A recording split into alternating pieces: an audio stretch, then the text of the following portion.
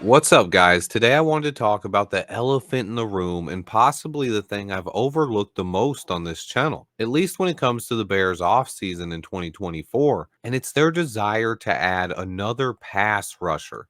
Let's go ahead and get right into it. I definitely have talked about our needs along the defensive line ever since I've started this channel. It's no secret. But after trading for Montez Sweat, drafting Gervon Dexter and Zach Pickens, and signing Andrew Billings and DeMarcus Walker, as well as recent depth additions, Jake Martin and Byron Cowart, the needs on the defensive line hasn't been as big of a concern to me. But I've been back and forth on what Ryan Poles does in this year's draft. With only 4 picks, it's hard to tell. I've talked all along about the talent at the wide receiver position in this year's draft, and on top of that, most scouts and draft analysts agree that this is a special year for both receiver and offensive tackle positions. So we're going to be drafting a new quarterback later this month. And I've thought a lot about getting more help for our young quarterback. And I've spent a lot of time scouting positions on the offensive side of the ball, and possibly not enough time talking about the likelihood that the Bears could add another pass rusher. Furthermore, not just another defensive end, but possibly a defensive tackle. I do expect a breakout season from Gervon Dexter. He's one of my favorite players on the roster and one of the players most likely to take a big step up this year, but possibly even Zach Pickens as well. But a recent quote from Matt Eberflus that ran on ChicagoBears.com caught my attention. Let's go ahead and bring that up. Eberflus said it's important that we get that piece because you have to have that 1-2 punch. It can be inside as well. You look at who affects the quarterback most, and I would argue that the inside piece is also something that we should be looking at. And it's important that we do that. Direct line to the quarterback. When they max protect, it's a soft spot in the protection. And then continuing on, he said, we're looking at all pass rushers. It can be inside, outside, all along the defensive line. We're having an open mind in that regard. Eberflus mentioned the importance of adding another pass rusher twice in just that one quote. To me, it's clear that Eberflus wants help on this defensive line, but it sounds like that player could come anywhere along the defensive line and not just at defensive end. I have mentioned that I think it's a possibility that we do draft defensive tackle, and I've talked about guys like Jerzon Newton and Byron Murphy who could be sleeper options in the first round, especially if we trade down a little bit. But another thing I've noticed is there is a lot of depth along the interior of the defensive line in this year's draft. But Flus's words hint that they are looking for a difference maker, a 1-2 punch with Montez Sweat, similar to how they have a 1-2 punch on offense with Keenan Allen and DJ Moore. Now they're looking for something similar from the pass rush department. I've spent a lot of time thinking that's going to be another edge rusher, but Flus made it clear that that could be an interior guy, and it's clear that they think it's important to add another pass rusher. If you missed my video last night breaking down why Ryan Poles loves RAS scores, check that out. But for those who've seen it, let's go ahead and continue on. And now, knowing that the Bears are looking for another pass rusher, let's check out what guys qualify as fits for the Chicago Bears on this defensive line. And we have quite a list here. Looking at defensive ends, you see a lot of guys that I've already talked about this year. Chop Robinson, Jared Verse, Marshawn Nealand, Liatu Latu, Adisa Isaac, and Dallas Turner.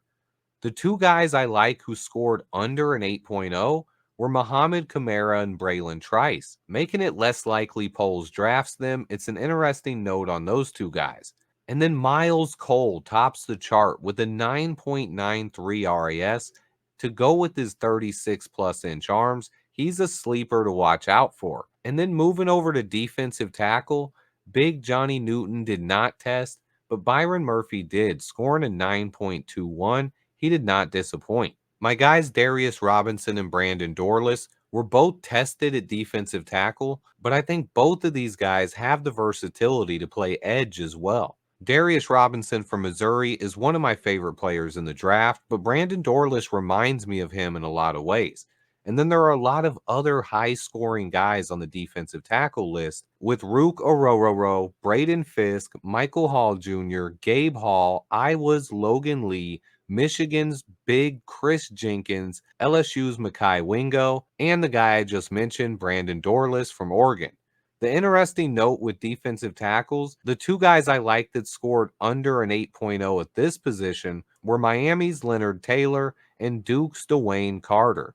I think those two guys scoring under an 8 make it much less likely they become Chicago Bears. Let's remember Ryan Poles didn't draft a single player who scored under an 8.25 last year. I'll now show you some of the guys I believe would be the best fits at both defensive end and 3-tech. First off, for the edge rushers, Dallas Turner and Jared Verse, as well as Darius and Chop Robinson, Marshawn Nealon, Adiza Isaac, and Miles Cole.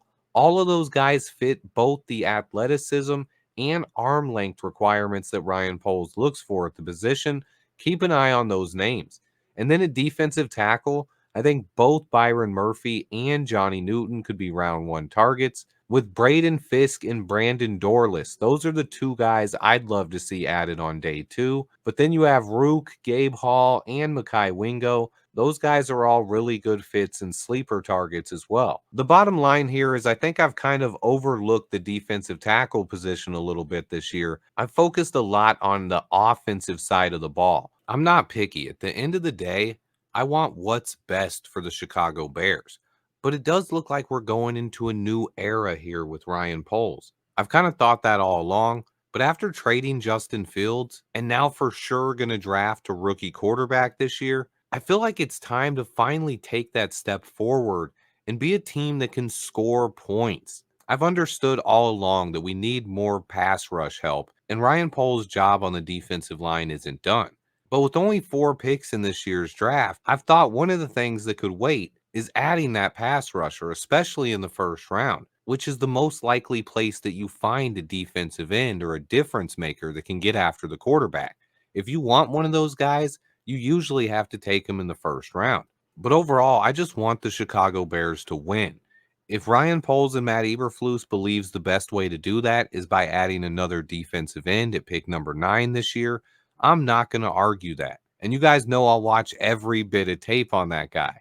I think all of us Bears fans just want the Chicago Bears to finally turn the corner, start beating the Green Bay Packers, and win some games. We all just want a Super Bowl. But I will admit, if I had to choose, I would focus this draft on the offensive side of the ball.